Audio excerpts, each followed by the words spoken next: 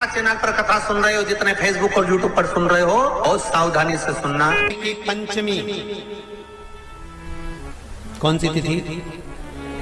पंचमी, चाहे वो शुक्ल पक्ष की हो चाहे वो कृष्ण पक्ष की।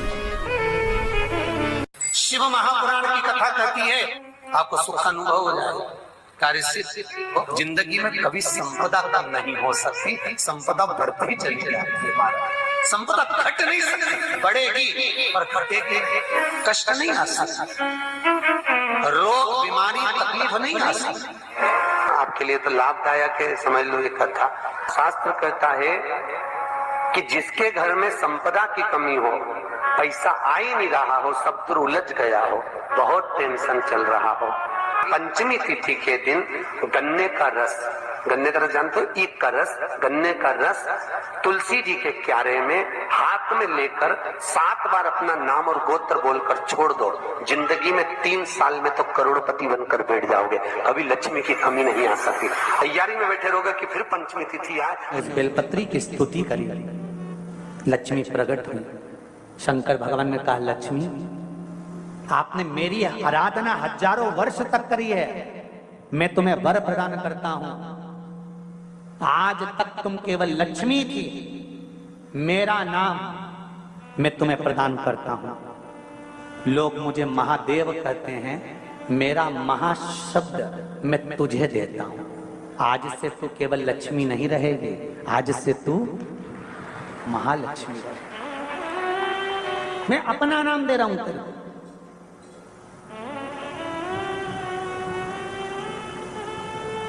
इसलिए सनातन धर्म के अंतर्गत वर्णन किया गया, शंकर भगवान की आराधना में, शिव की आराधना में, जब तुम्हें लगता है कि तुम्हारा व्यापार नहीं चल रहा, कोई तुम्हें धोखा दे रहा है, लक्ष्मी नहीं आ रही, बहुत चिंता में पड़े हुए हो, बहुत टेंशन में जिंदगी चल रही है, बहुत बीमारियां तुमको घेर ली है और चारों तरफ अंधेरा ही अंधेरा नजर आ रहा है, तुमने विचार करा अब मैं तो मर जाऊं तो अच्छा, मैं सुसाइड कर लूं तो अच्छा, मैं मर जाऊं तो अच्छा। तो मरने से पहले एक काम कर देखना, शंकर भगवान की आराधना कर देखना, शिव पर 1 लोटा जल चढ़ा कर देखना, और ज्यादा चिंता, ज्यादा टेंशन हो तो बेलपत्री के जड़ को घिसकर उसका चंदन बनाकर शंकर को लेपन कर उसकी भी आराधना कर देखना कि बेल चंदन का फल क्या है।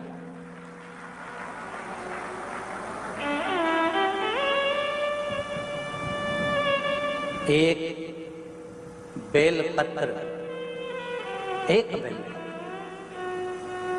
ये कोई साधारण नहीं, एक बेल।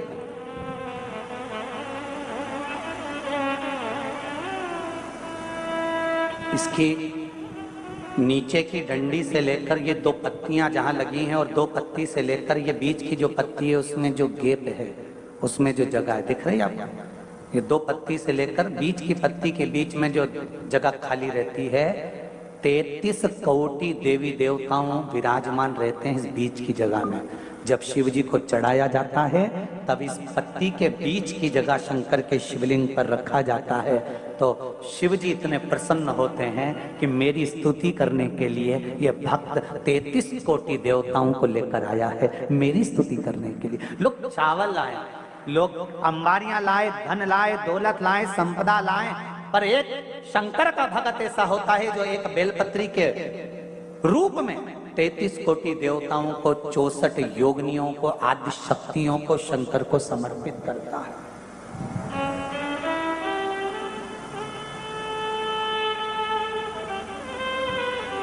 जाओ भगवान के पास, जब भी जाओ तो दिल से जाओ, हृदय से, छल कपट को दूर कर दो। शराबी और सांप, इनसे भी सीखने को मौका मिलता है। शराबी और सांप रोड पर टेढ़े आड़े चलते हैं, पर घर में सीधे ही घुसते हैं।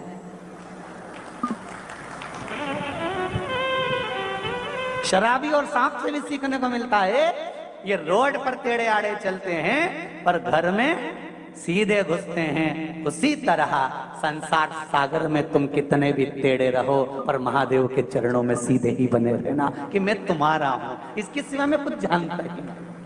मैं दूसरा कुछ जानता ना, तो मुझे पूजन आती है, ना मुझे स्तुति आती है, ना मुझे अर्चना आती है, ना मैं सेवा जानता हूँ, ना मैं चाकरी जानता हूँ। मैं तो केवल एक बात जानता हूँ, श्री शिवाय नमस्तुभ्यम। ये वो मंत्र है शिव महापुराण का, इससे ज्यादा मैं कुछ भी नहीं जानता। पंचाक्षर नमः शिवाय, षडाक्षर ओम नमः शिवाय, द्वादशाक्षर ओम नमो भगवते वासुदेवाय, 2 अक्षर का राम जानता हूँ, 2.5 अक्षर का कृष्ण जानता हूँ, इससे ज्यादा मैं जानता क्या।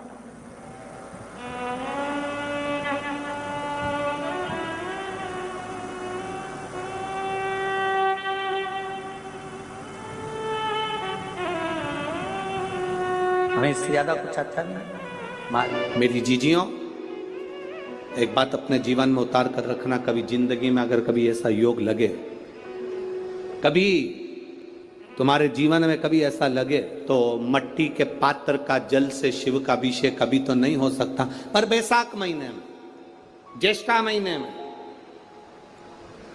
कभी मौका लगे अपने जीवन में, और तुम्हें लगे कि मेरे जीवन में दुख समाप्ति नहीं हो रहा, मेरे दुख जा ही नहीं रहा, तो 5 बेलपत्र,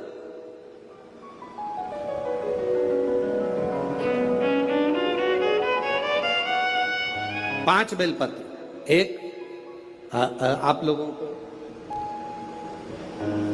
देखो, इस पत्र में शिवलिंग लगा हुआ है, तो हम आपको इसी से समझा देते हैं। एक बेलपत्र जिसकी डंडी का भाग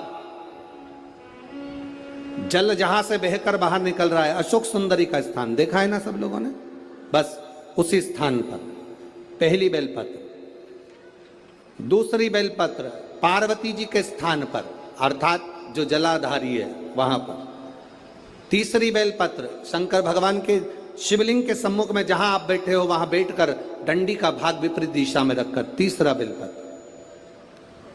चौथा बेलपत्र भगवान शंकर का जल जहां से नीचे गिर रहा है उस ओर सीधी बेलपत्र नीचे की ओर। और 5वीं बेलपत्र शंकर भगवान के अशोक सुंदरी के स्थान को छुआकर नंदी के पास रखकर, जो घड़े में जल है, अर्थात मट्टी के पात्र में जो तुम जल लेकर गई हो, उस पात्र के जल से शंकर का अभिषेक कर देना, शिव को वो जल समर्पित कर देना। जिंदगी में कैसा भी दुख हो वो कटता ही है, वो दुख रह नहीं सकता, ये निश्चित था।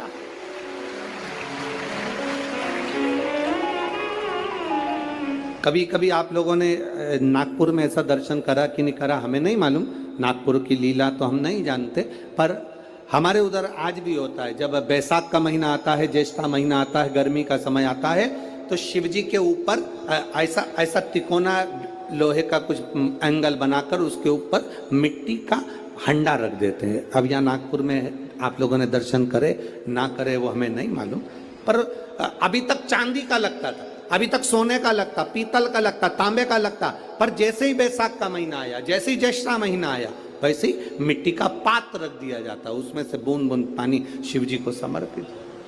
करें दर्शन यहाँ पर, किसी ने करे यहाँ रखते हैं लोग, ठीक है। शिव तत्व की प्राप्ति के लिए भगवान देवादिदेव महादेव के आनंद सुख को प्राप्त करें।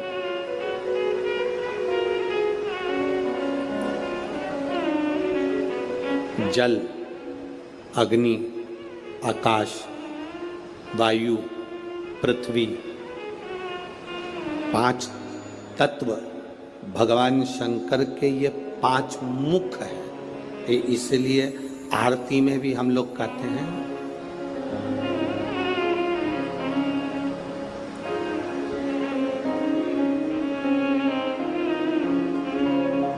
पंचानंद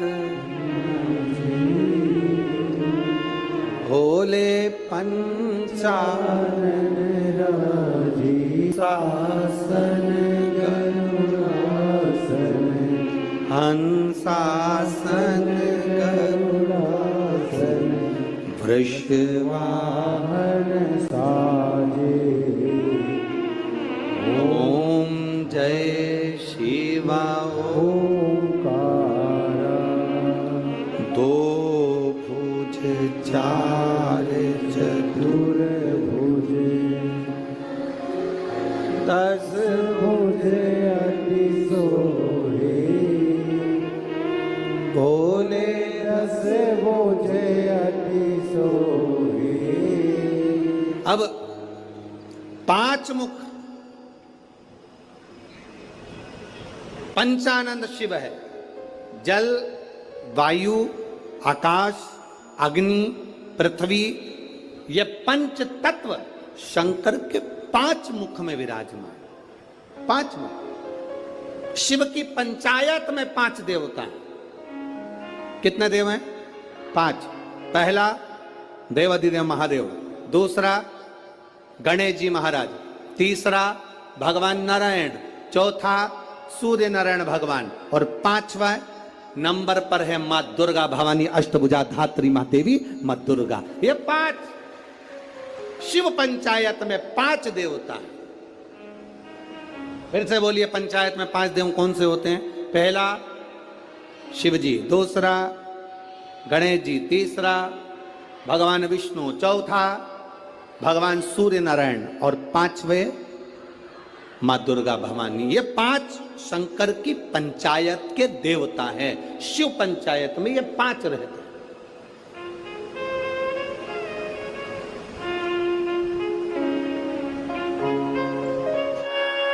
लिंग पुराण कहती है, महाराज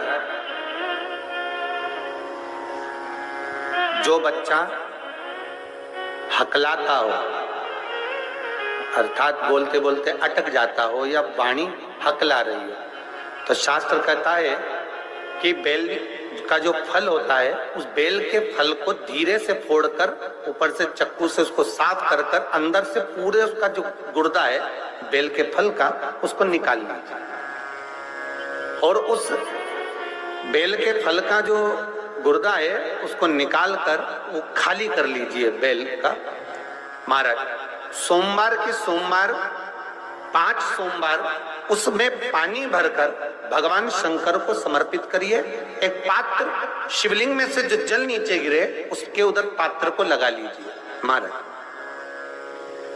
समर्पित कर कर जल को झेल कर ले आइए। जो व्यक्ति वाणी से हकला रहा हो उस व्यक्ति को वो जल भगवान शंकर का जो शिव महापुराण का मूल मंत्र है श्री शिवाय नमस्तुभ्यम, उस मंत्र का जाप कराकर धीरे धीरे बुलवाते हुए उस पानी को पिलाना प्रारंभ कर दीजिए।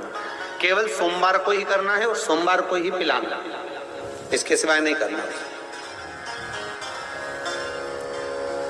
महाराज जैसे मंत्र बोलते जाए, श्री शिवाय नमस्तुभ्यम बोलते जाए और धीरे धीरे उसको पानी पिलाते जाए, श्री शिवाय नमस्तुभ्यम बोलते जाए और पानी पिलाते जाए। महाराज धीरे धीरे आप 5 सोमवार करोगे, उसकी वाणी में अटकना बंद हो जाएगा, धीरे धीरे उसकी वाणी श्रेष्ठता की ओर अग्रण्य होगी।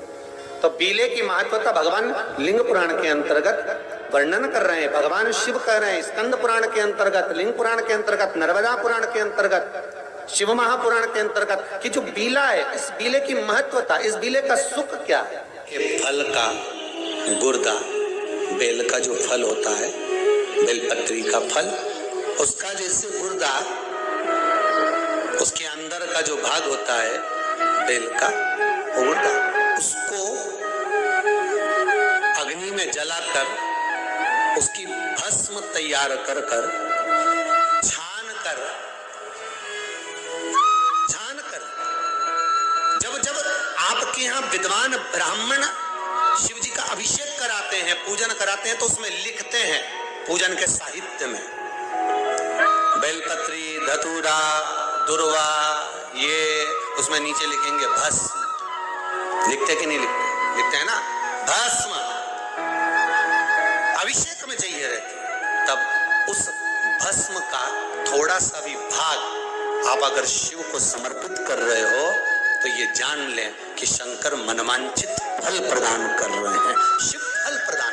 महाराज घर में अगर लक्ष्मी नहीं आ रही, किसी कारणवश कोई कार्य ऐसा हो गया हो कि आप बहुत मेहनत कर रहे हो, सफलता नहीं मिल रही हो, लक्ष्मी प्रवेश नहीं कर रही हो, तो महाराज बेल का जो फल होता है, उस फल के अंदर का जो गुर्दा होता है, बेल के फल का अंदर का जो भाग होता है गुर्दा, उसको लेकर घर पर आओ और सुखा लो। सुखाने के बाद उसको जलाओ, जलाकर उसकी भस्म तैयार करो। उस भस्म को अच्छा बढ़िया पीस लो, पीस कर कपड़े से छान लो महाराज। उसको छान कर जब आप शंकर भगवान का पूजन करने के लिए शिव मंदिर में जाएं महाराज, किसी भी 5 प्रदोष या 5 सोमवार या सोमवार की अष्टमी पड़ जाए उस दिन थोड़ी सी भस्म लेकर जब जाएं घर से, उसमें से थोड़ी सी भस्म बेलपत्री के पेड़ के नीचे श्री कुंदकेश्वर महादेव का नाम लेकर चढ़ा दें। क्या नाम लेना है?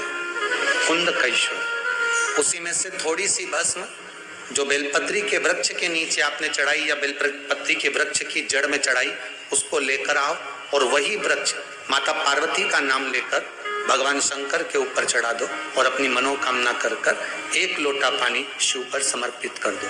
चुटकी भर बस, ज्यादा नहीं, मात्र चुटकी भर। 5 प्रदोष भी पूरे नहीं होंगे और बाबा चाहेगा कि आपका जो लक्ष्मी रुकी हुई है या व्यापार नहीं चल रहा या कार्य नहीं हो रहा, तो बाबा उसको 1 प्रदोष 2 प्रदोष करोगे, तीसरे प्रदोष में तो बाबा धक्का लगा ही देगा। कैसे ही लगाएगा, वो अति प्रिय। बेलपत्री किसका प्रतीक है? माता पार्वती। जम्मा जगत जननी जगदम्बा, आप लोगों ने अभी नवरात्रे गए हैं तो नवरात्रे में दर्शन किया होगा। माता का जहां यज्ञ होता है, सप्तसती से यज्ञ हो चाहे मां अम्बे जगदम्बा का जो यज्ञ होता है, उसमें बेले के फल की भी आहुति लगती है।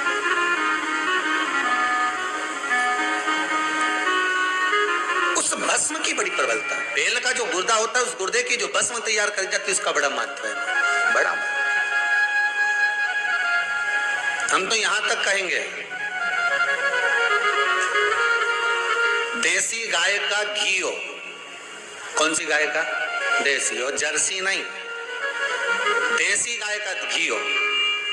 देसी गाय के दूध से जो घृत का निर्माण हो वो घी हो, और बेले का जो फल का गुर्दा जलाओ, उसकी भस्म अगर आपने बेलपत्री के पेड़ के नीचे ही बनाई हो, मान लो अगर कोई बड़ा बेलपत्री का वृक्ष हो, और पहले देख लेना उसके नीचे बनाते समय कहीं मधुमक्खी तो नहीं लग रही, नहीं तो दादा तुम्हारा क्या बस करे, तुम तो वहां आग लगा दो, मधुमक्खी तुम्हें निपटा दे।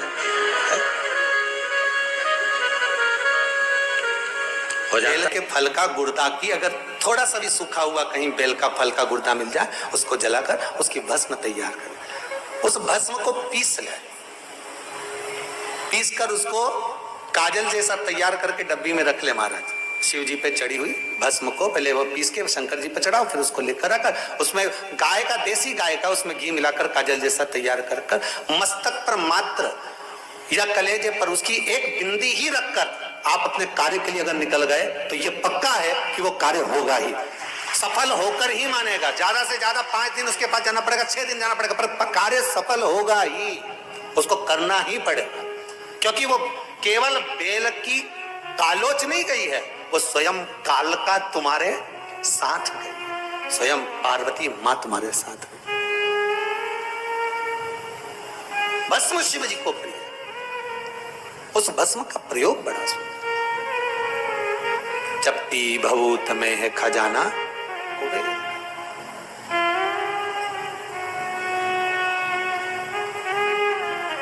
शंकर भगवान का अनुमोदन स्मरण शिव महापुराण की कथा।